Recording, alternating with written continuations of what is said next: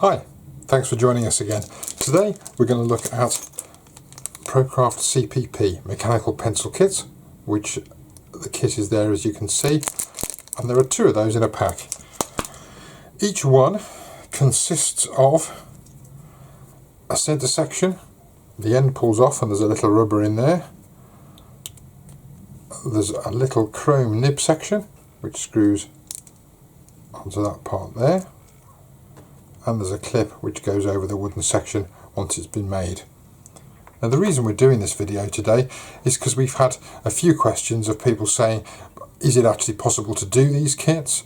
Are there some bits missing? And the answer is no, there are no parts missing from the kit. That's all that's in the kit. You don't need any brass tubes or anything else. You do need a little bit of patience, you do need a little bit of skill, and you will need some extended drill bits. Ideally size 4mm, 5.5mm and 6.5mm, although the 6.5mm drill bit we use is just standard out of a standard drill set like this. They're quite a challenging kit for the drilling part. Once they're drilled though, straight onto the lathe, turn it between centres, very straightforward. So I've got some wood, I'll show you how we make them. I've got my pencil blank here, it's around about 110mm long, and you can see if I lay the kit across the top of it, the little nut that's just up there needs to be offset just down from the end a little bit, and we're still in the silver bar part here at the end of the blank, so that's about the right length. I've put a mark in the centre, and here I've got an extended 4mm drill bit. I'm going to drill all the way through 4mm right from one end to the other. You can see that drill is only just going to be long enough to go through.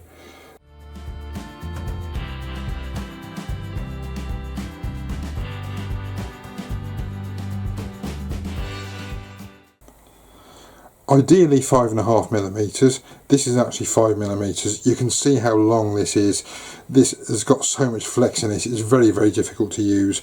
I wouldn't suggest you use one this long, it just happens to be the only one I have. So it's going to be more difficult for me than it might be otherwise.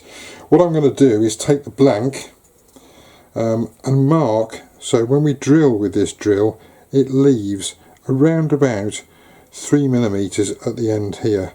And if I hold it the other way around, a little bit easier for me, I'm just going to put a little bit of red tape just around the end of there to mark where I've got to drill down to. I'm going to do that with the drill in the drill press, but for the video I'm just showing you where I'm going to mark it.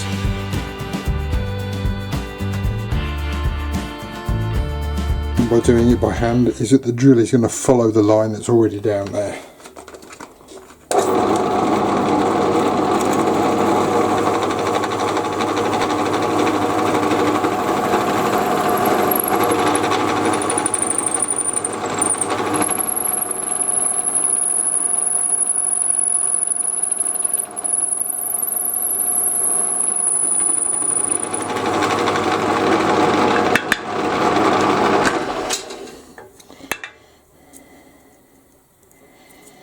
What does happen when you drill these out is you tend to get a lot of clogging at the end here with a bit you're not quite drilling down to.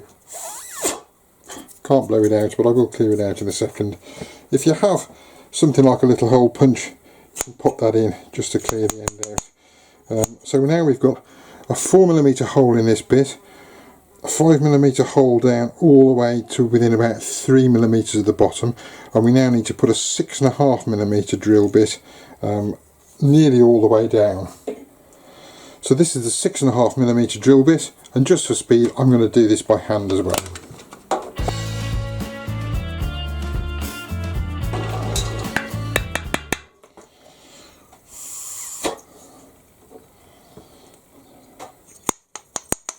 A little bit of cleaning out. I can see there's some rough bits in there. It may be that you have to get a drill bit and just clear some of the bits out of the inside. It does need to be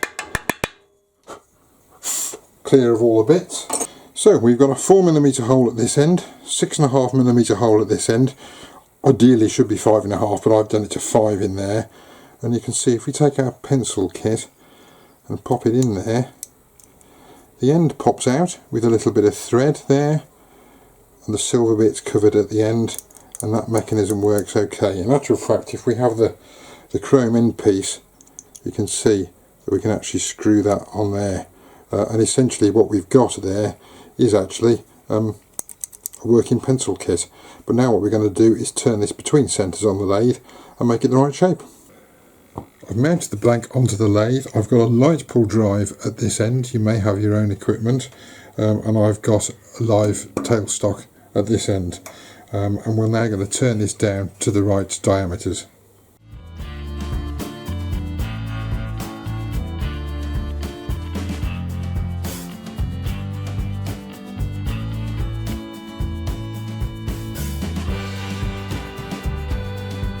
The plans tell us that we want at the nib end 7mm, because that's the size of that part there, actually 6.96, but 7mm is near enough, and 8.5mm at this end. That's so we can then push over the clip on the end so the pencil has a clip.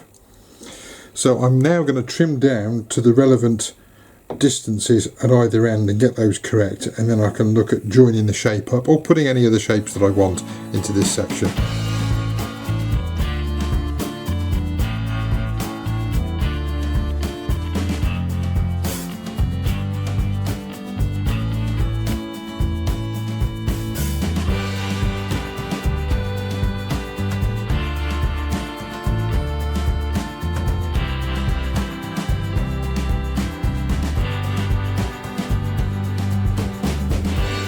I've now got these to the right diameters at either end. I can shape the pencil and now just start to finish it and put any finishing on that I want to, and then the assembly is very, very quick.